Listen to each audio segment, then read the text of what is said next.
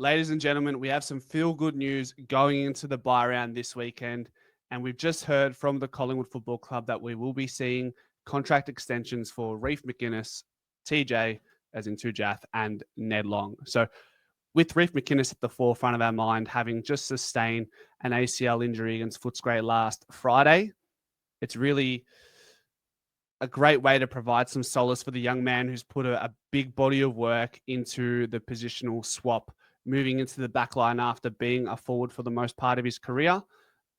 The 2 years, it's a really smart way for the club to go about awarding the 2 years to Reef. It means he doesn't have to rush his ACL rehab.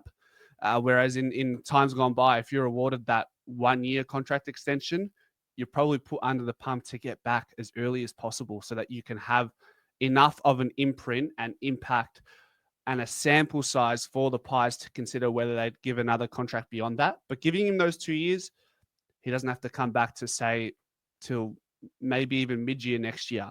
And then he has that whole second half of the year to work with and the year beyond that. And then we'll know. At least we'll leave no stones unturned with Reef McInness being an early pick or one of our earlier picks in recent times in a draft. I think would have been stiff for him to see the end of this year, which was his final year initially of the contract that he had with on the back of the end of last season, we weren't sure if he was going to be a part of the squad in 2025 and got that year extension. Now he's got another 2 years on top of that. So promising. It means we can be patient with him, patient with his recovery more than anything. That's the most important thing. He's shown some signs. Has he shown enough signs that he's going to be a mainstay there? Not yet. But I think, as I just mentioned before, it'd be rash of us to let go of him. And the worst thing would be he recovers from his ACL and then becomes a permanent fixture for another club in the AFL. So we're not leaving that to chance, which is good. The next feel-good story is Ned Long. I'll be honest, like in the preseason, he was definitely showing some really good signs. And if you look back at his games where he come on as a sub in particular, and some of those games later in the year, he really found a way to have a say in those games, whether it was through his pressure, the way he's able to break tackles. He always found a way to leave his name or leave his mark in the game. And then throughout the preseason, with all the hype of Perryman and Dan Houston and Tim Membry, players like Ned Long, admittedly, for me, I'll admit, I just sort of not forgot about him, but he was in the back burner of my mind. And then he gets selected. Ed Allen, I think, was the man who got dropped for him. Starts in lieu of Scott Pendlebury against Port Adelaide, and he was outstanding. Follows it up as a sub against Footscray, which was a bit of a head scratcher, but that's just the way. It's probably not a head scratcher for us now as fans. We know Fly has a different way to go about things, and he's always going to pick the best squad for the opposition that we're up against on any given week. So to see Pendlebury as a sub, to see Ned Long as a sub, to see Steel Sidebottom as a sub in times moving forward, that's just the way it's going to be. So we shouldn't really be surprised. But the character to not be arrogant and not be conceited for having a really good game as a starter and then being announced as a sub against Footscray the following week, he could have easily kicked the bucket and had a sook, and not perhaps maybe his mentality would have been affected going into that game as a sub. But he comes on and still just continues to impress. Who came off? Reef McInness. So Reef McInness comes off, does his knee. Ned Long comes in, and you can tell he was mentally prepared for any way the game was going to go.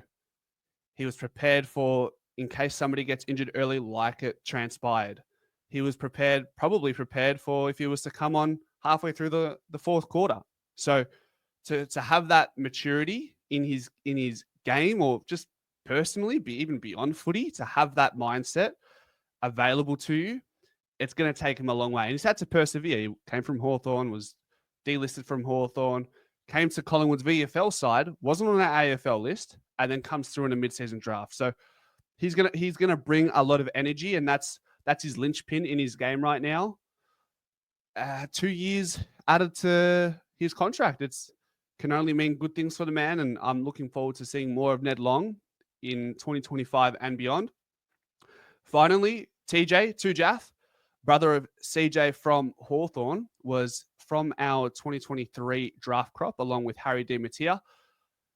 So he's a little bit more raw watching him in the VFL this year and last year, but he has that X factor. He has that confidence in his ability to use the ball. He'll be a great exponent by foot when Jeremy Howe retires. That's who I see as a very similar, like, I guess, playing profile. I would draw comparisons between the two. Maybe TJ is not going to be as good aerially, but you just never know compared to Jeremy Howe. But I think he's got some great mentors that he can work with in the meanwhile, TJ, and then sort of work that into his VFL game. He had good moments against Sydney in the VFL. He had some average moments in the VFL, but that's what you get as a youngster. So, but he just, what's different to him versus some of the other younger players in the VFL is he just has this confidence in his game and his ability. He's very vocal as well, is what I've noticed being at preseason, being at a lot of the trainings. He's not afraid to use his voice. And to be honest, you either have a voice, you either have leadership, or you don't for the most part. It's hard to teach leadership and voice in a person because it's more about their personality more than anything. And it's something that is more than just footy. But also in the same breath, you can't have 22 leaders on the field. I feel like you have different personalities that complement the team. You don't want 22 bloody seagulls barking at each other. You want the quiet ones who lead by their actions. You want the ones who lead by their talk. You got Scott Pendlebury, who's sort of a mold of leader and leads by talk and leads by actions. Then you got Nick Maxwell, who was a good player, but he was like a textbook leader. And then maybe Darcy Moore is, what's he? He's probably like a little bit more in between as well. But there's definitely a contrast between, say, a Darcy Moore and a Nick Maxwell, or a Scott Pendlebury and a Nick Maxwell. So those are the different type of leaders. And I think TJ has some inherent traits that will take him a long way. And he's got his brother who's been in the system for a long time. So it's not foreign to him, the environment. So he's got a bit of a head start in a way. But do I see TJ like coming into the side through form this year? I don't think so.